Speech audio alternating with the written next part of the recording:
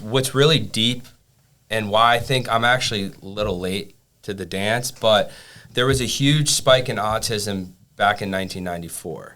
Okay, and it went from like 1 in 1,000 to like, 5 years later, 1 in 500, and then it just got worse and worse. And I think now it's 1 in every 36 boys are diagnosed with autism, between, 1 and 2 years old. Wow.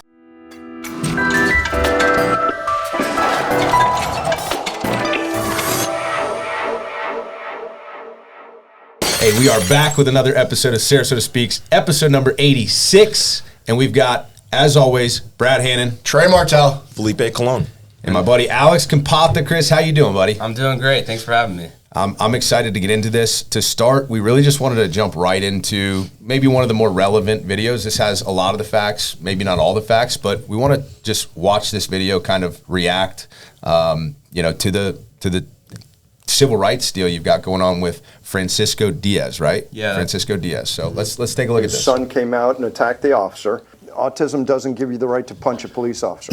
This Florida police chief told Telemundo that his police officers did nothing wrong when they violently attacked this Latino autistic man.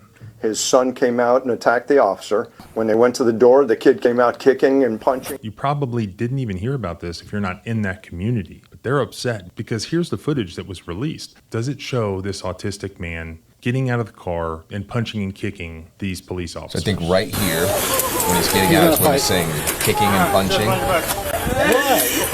and that's him right there. And that's him. Stay in the car. Why, man? I didn't do it. All right, let's stop it right there, and we'll get your take on it. Okay. What did you see in that video? All right, so what I saw in that video, it's a little blurry, but you can see that. Well, I think it's important to identify when this was. This was September 10th, 2024, which we know it's hot out, right? It's roughly around 8 p.m., and you'll see he's got a mask on. You can't tell, but he was in the vehicle with his father, but at this time, his father's handcuffed in the back of a squad car, and his mother was in the back seat, okay? You will see, if you pay close attention, that he's got a mask on and mittens, okay? So obviously, officer opens the door, he puts his hands up, he says, I didn't do anything. Officer aggressively grabs him, throws him on the ground. From there, officer grabs his taser, tases him, roll over, and keeps tasing him, which you will not see that footage, which I have. Yeah, we're not gonna show the footage because it's probably pretty, difficult to watch. It's heartbreaking to watch, honestly. But also, this is this is a Spanish channel. Noticia. It says this is home speech. Yeah. This Right. is in Manatee Right in our County. backyard, yeah. Which is kind of surprising because usually with a community like that, they rely on tourism, vacationers. A lot of the police officers in those kinds of places tend to be very service-oriented. Yeah, you would think. But again, the super majority of law enforcement are fantastic. Like, can you imagine our world without them? It'd burst in flames, right? But you're going to have bad actors. And unfortunately, I hate to say it because, look, I'm pro-police. I actually feel like they should make more money and they should use those resources to educate police officers, more than they do. Yep. But in this case, it doesn't take someone with a high IQ to recognize that there's a disability, coupled with the fact that there's bystanders coming out from the dollar store that they shop at screaming that he's autistic, he has autism, his mother screaming it. So regardless, a part that you will not capture in this video is that he was already rolled over on his stomach, and they kept tasing him. Yeah. And it's just like, really? So that's really for me really frustrating to see and just stomach. I really can't. Do you want to explain to the audience the significance of the mittens and the mask? Yeah. So young adults and children with autism, your overall environment for us might feel comfortable, but for them it's not. So it's not uncommon that you'll see kids with autism wear certain hats, certain T-shirts. Like my brother, when my dad would go out of town, would love to wear my dad's T-shirts that have certain socks, different clothing. It's like a sensory thing, correct? It's totally sensory because their brain, it's autism, essentially brain damage, right? And there's 1 trillion neurons in your brain, and their brains have, there's different theories on what autism is and why it's caused and where did it come from, but ultimately it's brain damage and their brain is wired differently than ours. So it's different coping mechanisms, sensory toys, clothing, etc. So the fact that he has mittens on is just a sense of protection, believe it or not. Yeah. So it's not like a health thing. It's like No. it probably makes him feel comfortable. His hands feel good in them. Yeah, and coupled with autism, you also get OCD that comes with it. So germs, they're just hypersensitivity in that sense. I think it's worth noting while we get into the story, and we're going to get deeper into this story. We're going to talk a little bit about what you do and really how you've advocated. I know you're not representing him legally, but how you've advocated for Francisco Diaz.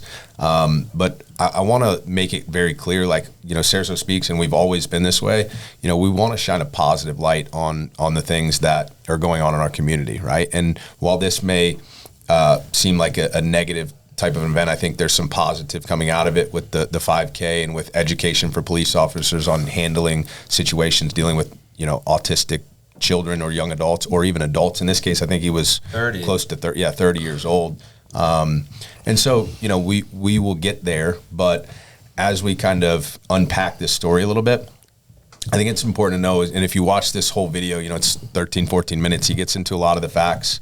But right before they pulled him out of the car, he was originally translating between the officer and the officer's, or in the Francisco's father. So he spoke English, from what I understand, or at least some degree of English, and the officer that was arresting his father asked him to translate. Already, you're kind of setting that person up for some level of failure, because that's going to be like, that hypersensitivity is going to be, he's going to be very reactive to that situation, I would assume. Is that correct to assume? Yeah, absolutely. So this case, whether it was malicious or not,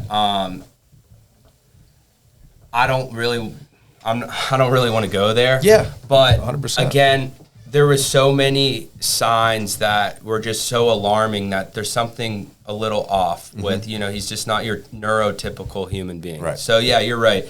How this incident begun, the police squad cars have license plate readers, my understanding, and they scan vehicles. They recognize that the driver had a suspended license, pulled him over. That is true. Father didn't have a driver's license. Which isn't always an arrestable offense. It's not. It could be a ticket for your average person. And I think the police officer got off on the wrong foot because it wasn't the first time that he had been cited for driving without a license, which is kind of common in the Latino community because, they don't know always how to go to the DMV and they don't have, lawyers. And it's just, it's difficult when you're, trying to make a living in a country when English isn't your first language. Yep. Let's be real. So long story short, it is not an arrestable offense, but the officer thought it was necessary. But because there was a language barrier, he asked the dad, does anyone speak English? And he, roughly said, oh, my son does. He's like, well, can you get him? And he's like, come here. Son gets out of the car.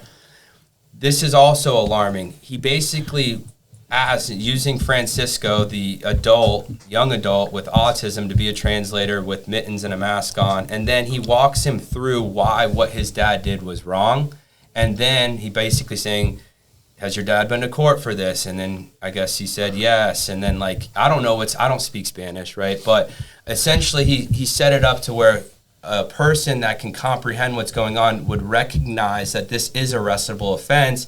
And when he told him, well, tell your dad he's going to jail, he goes, why? He did nothing wrong. Right. That goes to show you he doesn't understand what he was doing, right? And then, yes, the dad kind of did act a little bit out of character. I'm just going to be honest. He did kind of resist in a way, not aggressively, not kicking or punching, but he wasn't just like, okay, here we go, let's get this over with. He kind of was, he's like, crap. Right. And then Francisco was pulling on his dad's arm because he didn't want to see his dad get taken away. At that point, his mom got out of the vehicle, came and got Francisco and brought him back to the vehicle. During that time period, more squad cars showed up. I think there was a total of at least 3 officers. I think 4, and then obviously EMS came. But then the second officer to the scene arrived. He went and was told he's aggressive He's gonna resist. He's gonna do everything, kick, pump, whatever. He pulls him out of the car, and that's exactly what we saw. He didn't punch him. He didn't hit him. He threw him on the ground and tased him. Now, what are your thoughts? Why do you suppose the officer said that he was kicking and punching, knowing that there's video of him not kicking and punching? Well, what's wild, okay? And the officer that actually slung him on the ground and tased him, if we go back, and I actually haven't done this because I have the body camera footage from that officer, but his body cam gets covered when he slings him on the ground, either by his arm. I don't know if it was intentional or not. And again, I don't know if these cases always get exposed, right? Because what ended up happening is they charged Francisco with 5 felonies, a bond of $50,000, okay? And the 5 felonies was because there was 5 resisting officers. Arrest. No. Resisting arrest, okay. Battery on a Leo, everything you can imagine. 5 felonies, right? During that time period, people had come out multiple times screaming, he has autism. The police officers, I don't care, he knows what he's doing. Like, are you a medical doctor? Are you a psychologist? Like, do you have the expertise to make that determination? No. You don't. Sorry, you don't. You don't clearly have the training either. So then he goes and he confronts Francisco, and it's pretty crazy on his body camera, which again you won't see here. But when you talk to, you got little boys, you might be like, you're tough, whatever. Yeah, but right. I have a little daughter, so when I talk with my daughter, I lower my voice, I get sweeter, I almost talk like a baby in a way. Your demeanor changes. Yeah, it kind of sounds like it's cheesy, but it's my daughter. I love her, right? His demeanor almost changes towards Francisco. Right. He knows that he made a mistake, and he had the opportunity to undo or try to undo his mistake, right? But he doesn't. Right. And what happens is He just digs his heels in deeper and starts and racks up the charges on him instead of exactly. He fills out the report. But here's the craziest part of this whole entire story, and this is why, it really bothers me. In the police report, it never mentions that he has autism, or there has been suspicion that he has autism, or that multiple bystanders came out and that there's a chance he has autism. Right. It was intentionally left out. So now he goes and gets booked, and he gets put in general population with actual criminals. Right. That's the problem. And they wanted to leave that out of the report, most likely, so it's plausible deniability. Oh, we had no clue. That, coupled with the booking officer, wouldn't have an opportunity to maybe inquire that he had any issues. Yeah, and we could. There's a million things that could be speculated. Of course, obviously we don't need to speculate, but I think the real glaring hole in all of this, and I think would love to kind of transition it into the event that you guys are doing, and what that Herald Tribune article really showcased was, the education for police officers, right? Like, this is something that, he clearly wasn't trained on how to handle. Yeah. And common sense would tell you could have handled it differently, but, we don't need to leave it up to that. Police officers need to be trained on how to deal with these types of situations in a better manner. So talk to us a little bit about, what this is kind of awoken in you, right? Because I know you might not be willing to say it, but I'm going to just say it, and hopefully that's okay. We can always edit it out. But when you got this case, as we talked about in the pre-show, you went down there and paid the bail yourself for this, young adult with autism, and it's because you were shooken up in a way that you were like, I need to do something about this, right? And so what is this kind of awoken in you, and where do you see this going? Not necessarily the case, but just the education for police officers. Yeah, so, well, first off, we didn't show where people were coming out and screaming he has autism, but I'm sure you guys... We'll link that video in our description as well. That video is 13 minutes. It kind of goes through the entire thing from a legal perspective. Yeah. I would love for the audience to check it out and, get behind it, but it is relevant to know that, yes, there was a lot of people coming out, and from me watching it, the mom is going, Mijo has autisma. Mijo has autisma. And I don't speak Spanish, but I can figure out that autisma is probably autism. Yeah. And he's probably showing signs of that. And so it's, it's pretty obvious. And then the cashier at the dollar store came out and they're like, So the family shops here. The son has autism. Yeah. It's just like, it's just a really series of unfortunate events. So what you brought up before is like, how is this, like, has this lit a fire under me? Has this changed my perception? I was always like, always wanted to advocate for, be the voice for those that don't have a voice. That's like kind of my nature by design. I'm the oldest of my younger siblings, 2 of which have autism. So I've always been kind of the leader of our pack.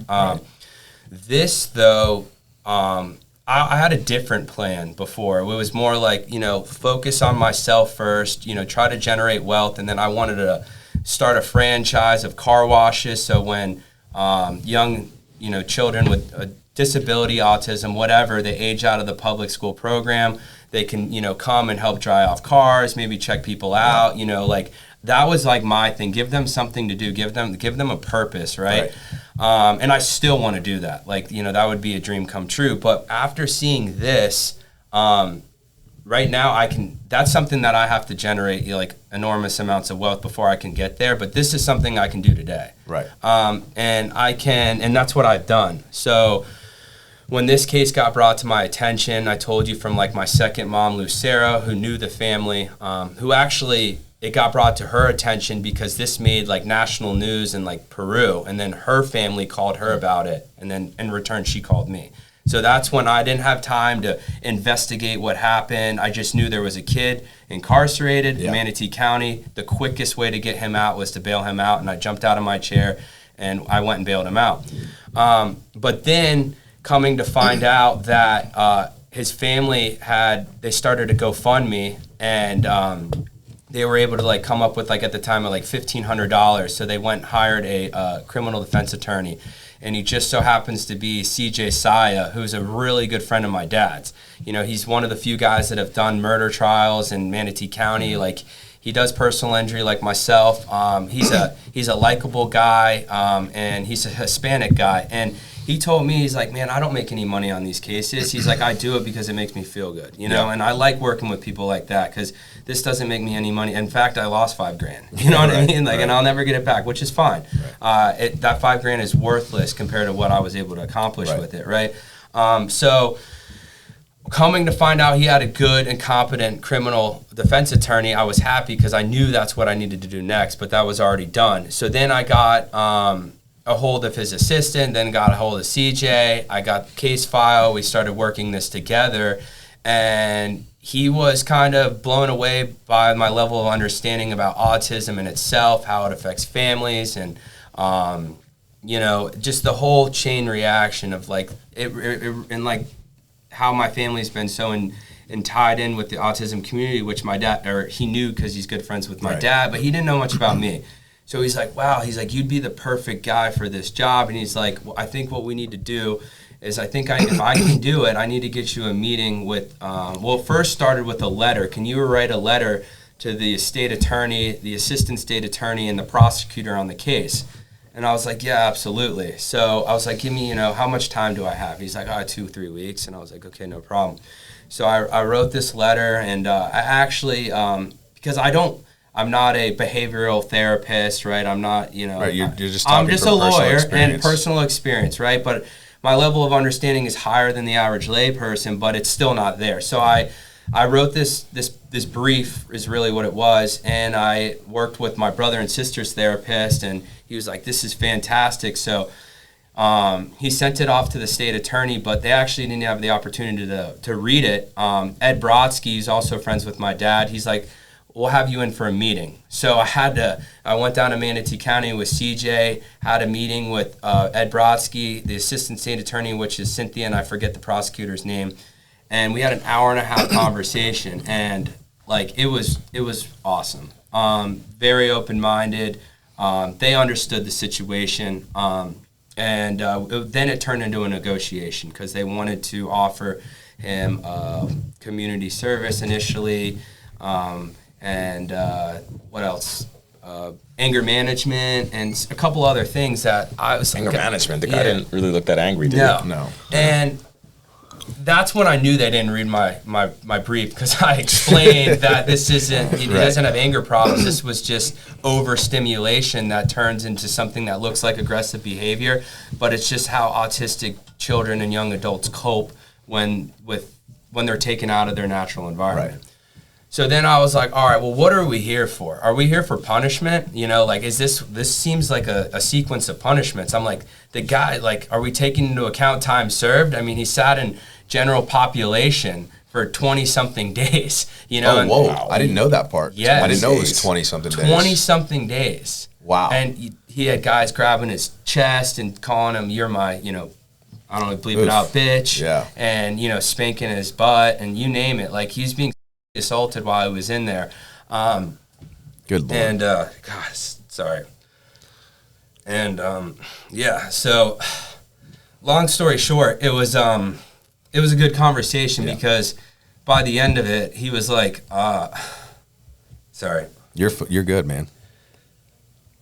He was like, you'd be great at this. And I was like, whoa, like, he's like, I would like to, like, kind of appoint you to educate law enforcement about, like, this particular scenario, because he's like, I agree, like, this shouldn't happen the way it happened. And I was like, you know, that's an honor. Like, I've never been given an opportunity to do something like that. But I was like, look, they're like, do you have any suggestions? And I was like, look, I did not come here ready. I wasn't prepared for all that. Like, I didn't see that, but I was like, but, you know, I have given a little bit of thought, like, what I would do. But again, take this with a grain of salt because I haven't done my homework.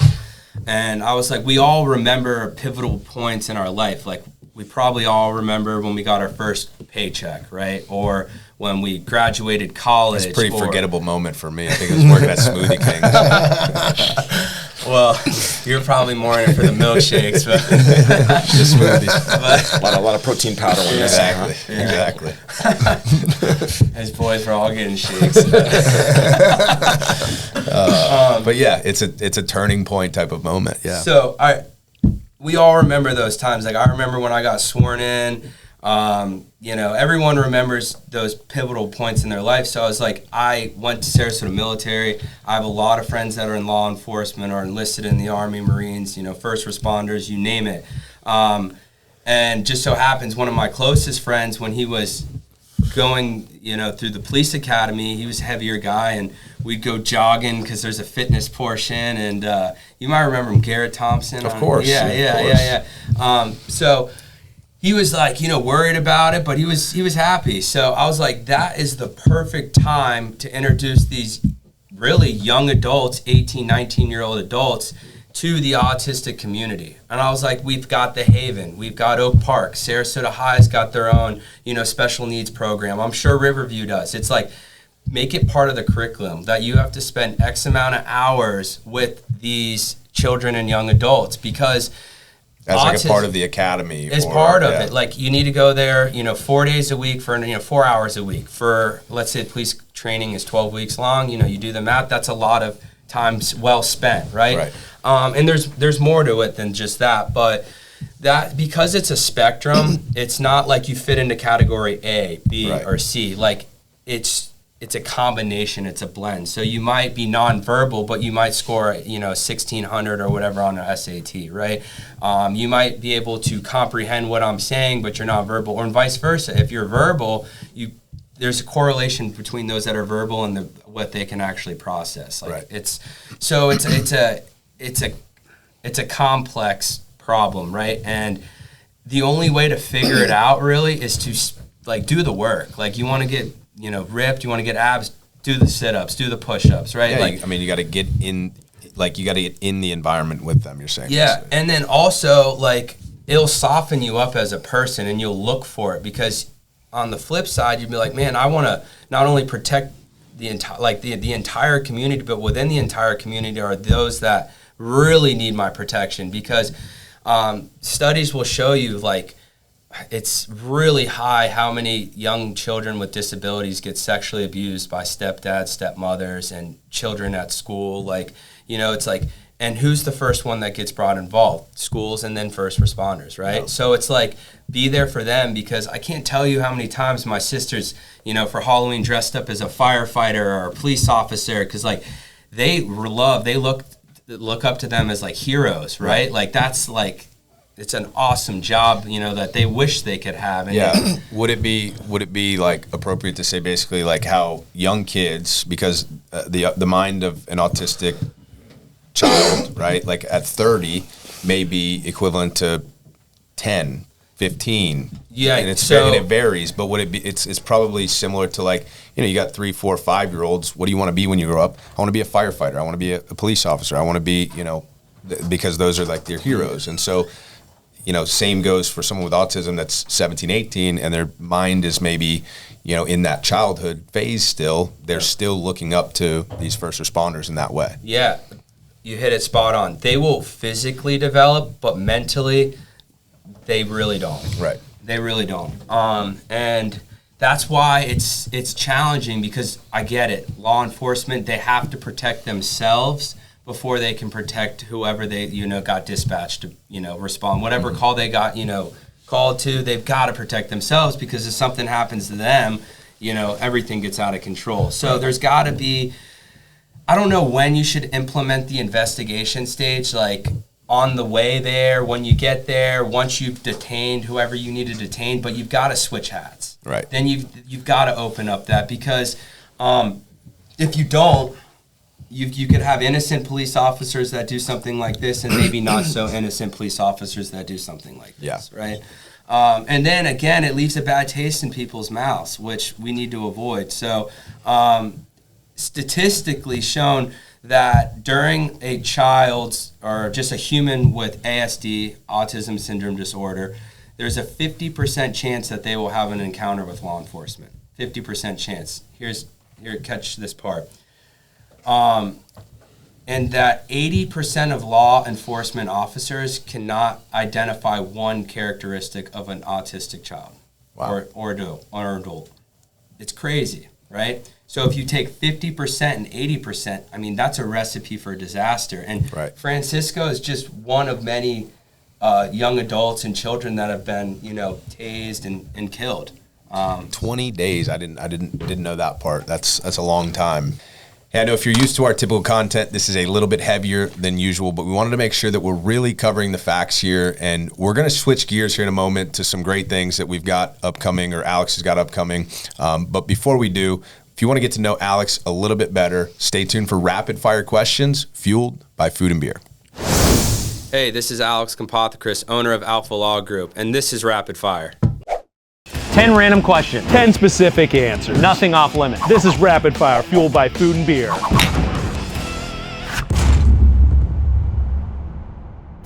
Morning person or night owl? Morning person. Good morning. Good morning. Do you have a favorite musical artist? Jason Aldean. I'm chilling on a dirt road. Pancakes or waffles? Ooh. Both. That's what I'm talking about. What's the one thing you can't live without? Chicken wings.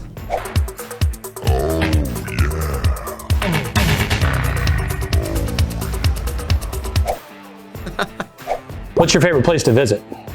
My favorite place I have visited is Greece, Mykonos, but that I visit on a regular basis, the Florida Keys.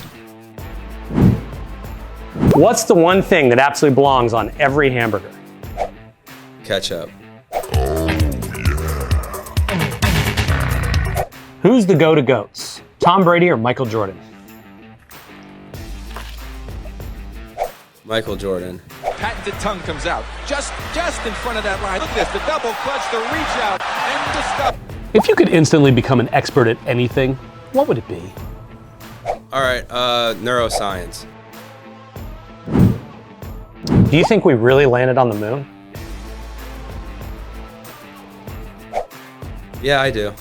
It's one small step for man, one giant leap for mankind. Siesta Key Village or St. Armand Circle?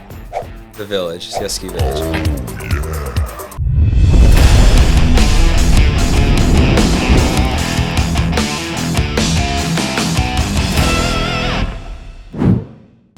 So I know we're about to switch gears a little bit into some lighter things, but I wanted to at least bring up the idea that, the area you're going into is part of a larger issue that's, part of the national conversation. That's community policing.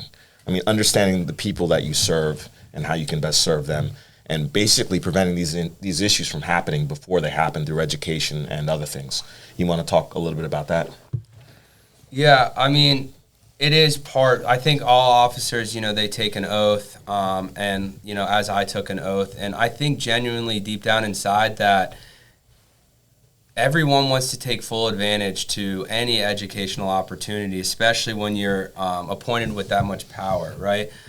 So the goal is what I'm trying to do is raise awareness, and I'm not looking to get anything out of this, right? But I think with more opportunities to educate law enforcement, make it like a hot button topic, I think that the police officers will appreciate it, right? And they will fully utilize it. And what's really deep, and why I think I'm actually a little late to the dance, but there was a huge spike in autism back in 1994. Okay, and it went from like 1 in 1,000 to 5 years later 1 in 500, and then it just got worse and worse. And I think now it's 1 in every 36 boys are diagnosed with autism, between 1 and 2 years old. Wow. So if you go back to 96, like I said, that's 30-year-old, 31-year-olds that are walking around, especially once they've already aged out of this public schooling program. The parents still have to work.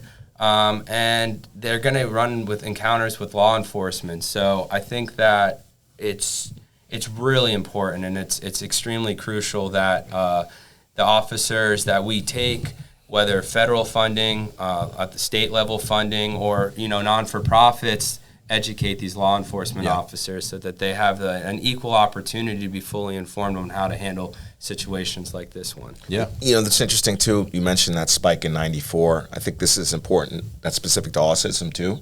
It's not something that affects like one type of person, right? They figured out that autism affects people of all shapes, sizes, colors, from backgrounds. One of the studies I think was about these kids that brought from Somalia. They didn't have autism in Somalia, but now they're here. And they're finding their communities having the same problems that we are. Yeah. Right? But I think that's interesting because it makes them it makes the issue a very good case for the community policing, because it affects so many different types of people. Yeah. It's not like some issue where, these people look different over here and they have their separate community. Yeah. You get what I mean? I'm not explaining it well, but. Well, and to that point, the 4 hours a week during their academy, right? Like that 4 hours once during the academy would be an improvement, right? So we've got they're doing no hours. So, and I mean, you should really, if there's a chance you're going to run into somebody with autism, or if there's a chance you're going to run into somebody that's black or somebody that's white or somebody that's any sort of minority, any sort of where you're going to have an issue, you should be at least briefly educated on it at this point, and if not briefly, but more in depth. And so I'm all for it. Why don't we switch gears a little bit and talk about, because it does tie right in, but talk about the Autism 5K that you have at Nathan Benderson Park. So I'll just share a little bit about it from the flyer. So it's Saturday, March 1st. Race starts at 8:30 in the morning, and it looks like you got inflatables, games, foods, drinks, family-friendly event. So what is this? How does this help you in the long term accomplish those goals we're talking about of educating police officers? Yeah, so it's really just kind of, this event is tailored for everyone, right? The idea behind this was first we wanted to secure a fantastic venue, which thank you to, Nathan Benderson Park, Sarah, she's fantastic, easy to work with. And I've been a gold sponsor for several of their events. We just did Unleash the Dragons for cancer survivors, and I think it was specifically breast cancer and cancer survivors, and everything they do. I mean, anything Benderson touches, they do a really nice job. So that's kind of how I got in with them, because my mom also is, battled stage 3 cancer, and that's another problem that we're, everyone kind of has some type of connection with. But this event, we asked, hey, we'd like to host an event, and we landed on a date, and we figured a 5K run would be something that we could generate, proceeds, which that we could in return donate those to non-for-profits. So we started, what non-profits do we want to work with? Well, I've been working with the Haven since like 2016. We've done some fundraising events for them. And so we selected the Haven because they're local in Sarasota, Bradenton.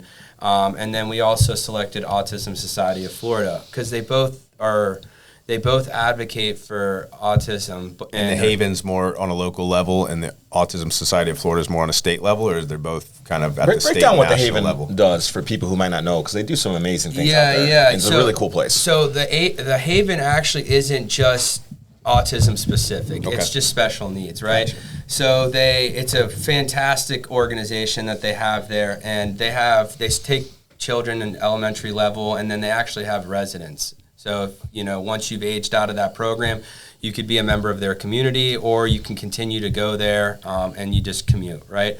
But they also have, really what the Haven does, though, that distinguishes them from other organizations is that they really have an emphasis on job training and coaching so that these children that evolve into adults can go out into, civilization and fulfill a purpose. So like for instance, like my sister, she loves to cook. Okay, that's her thing. She's partially verbal. My brother's nonverbal, but she'd make an excellent sous chef, right? Chopping onions, no one wants to do that. She doesn't mind. Peppers, you name it, fruit. She cooks her own eggs in the morning. She'd be fantastic sous chef, because what's really unique about young adults with autism is that they don't have the ability to lie or deceive. And as you get your business owner, that's all you really want out of your staff, right? To show up, give it 100%, and not lie. Yeah. And that is to a T what individuals with autism have, and that's special, right? So that's really a big part of the Haven that they do. They also do fundraising. They also do educational part of their program. They have therapists. They have, you name it. It's catered towards special needs. On the other hand, Autism Society of Florida, they're larger. They do more or less, I don't want to call it lobbying, but advocacy is the word we like to use. Yeah, they're advocates for autism specific. From a true lobbyist. Yeah. Hey, you got to register as a lobbyist. It's a whole other thing. You don't want to do that. Yeah, but they're advocates for autism and the families. They educate the families on Social Security and different benefits that will help, like financially. They get laws passed. They go up to legislation, make changes. So you've got one organization that's working on more on autism specific on a state and federal level, and then you have one that's locally based that's more catered towards job coaching and has a nice community. So now, top down, bottom up. They're for sure. They're in there. Would it be fair to say that the Autism Society of Florida, in this event and through this event and giving back to that organization, that would be a proper organization to partner with on police education or to help get that done? Yeah, they do it, but there needs to be more. Right. Yeah. You mentioned earlier in the early 90s, we saw a big spike in the autism rates. If you had to take a guess, what would you say the determining factor was for that spike? So a lot of people, they'll juggle. Is it environmentally related? Is it hereditary? Or is it related? I mean, I think that super majority of the issue is gene related, but then I also think there's a little bit of a hereditary aspect to it because young boys are more prone to autism than females, and it's something the biologically built different with testosterone. But if you take a population, you kind of hit on this, which I was pretty impressed by. The Amish community, the Amish community, because of religious exemptions, they do not their children. Autism within an Amish community is like unheard of, right? And there's so many statistical studies that have been done and covered up by Big Pharma that allude to, and if you just read comments now, because sensory is like, it's been a big problem before, and I think it's starting to go away, that if you read the comments, the moms, it's usually the moms, that will say, yeah, after my son got that second round of vaccines, he completely went nonverbal. Same thing happened with my sister. She actually went blind for like a week and a half, and then her vision came back. That's, that's why your brain works. I close my eyes, I can touch my nose. Like, that's my brain telling me that. Like, your vision, everything's connected to your brain. You are your brain. So it's affecting your brain, and it's not necessarily the vaccine, it's the vaccine schedule. And that's really what changed. And they introduced new vaccines, but they're jamming kids with like 16 different in a day. Although it's in one syringe, there's just 16 different that are introduced, which in return, throws like an inflammatory process that goes to your brain, and the rest is history. That's what I think. But again, it's a highly, it's all speculation, and our producer's probably freaking out on how many times we said the V word. So we'll tread lightly on that topic specifically, because like you said, they like to suppress those types of things. Nah, Zuckerberg's on our side now. We'll try to, we post elsewhere. Yeah, the only... But yes, I mean, we can speculate, and there's been studies, and so we're just talking about those studies. We're not giving, medical or there's no doctors on the podcast today, right? On all honesty, I'm just a layman. I'm really not. I don't have the accreditations to make those, but I can read and comprehend, and I've lived it. I've walked the walk. I've met with thousands of families, and they all share the same story. Yeah. You know how you should. I'm on Alex's side. Brad is. You should. You should describe yourself really, and this is true. You're a big brother. Yeah. That's it. I mean, that's all you got to say. Well, I want to get back to the event, right? Because who should come to this event? Who, what's the what to expect at the event? We love to sell the audience on, why should they attend this? All right. Yeah. So it's really for raising awareness and bringing the community together. So it's catered for everyone. We're gonna have live music. I want it to be as inexpensive as possible. So all the food paying for, all the drinks paying for. Budweiser is actually one of the vendors that I've got great sponsors in town. Sarasota Ford. And that was able to help reduce the cost, and then obviously I'm pay for the rest of it. But I didn't want anyone to have to come out of pocket or feel like they couldn't go because they couldn't afford it. The only thing that you have to pay for is to register to run, and it's I think $40 and then $50 day of. And I was told that typical average 5K is anywhere from 75 to 100. Okay. So I wanted to make it inexpensive. We're going to have inflatable slides, dunk tanks, sensory-friendly games for those that do have a disability, so they got something to play with too. Same with the bounce house, 2 separate bounce houses, barbecue, pizza, soft drinks, beers. Like it's going to be a great time. Yeah. I can also speak from experience doing a 5K with kids. We did a stroller. My son was 5 or 4 at the time. I think he was 5, and my youngest was in the stroller, and my oldest ran, maybe like 2K of the 5K. Yeah. Like he maybe ran a quarter mile. Yeah. But it was hilarious because we started off and he's running and we're all running and we're pushing the stroller, and he's like, he's doing so good. And then he's like, all right, let me get in the stroller for a minute. We get him in the stroller and we put him back to running. So like you could literally run a 5K with your family. It's not, it's not too difficult. It says run or walk, and we have a walking division. Everyone gets a medal. It's going to be fun. Hopefully the weather's good. If not, I got tents.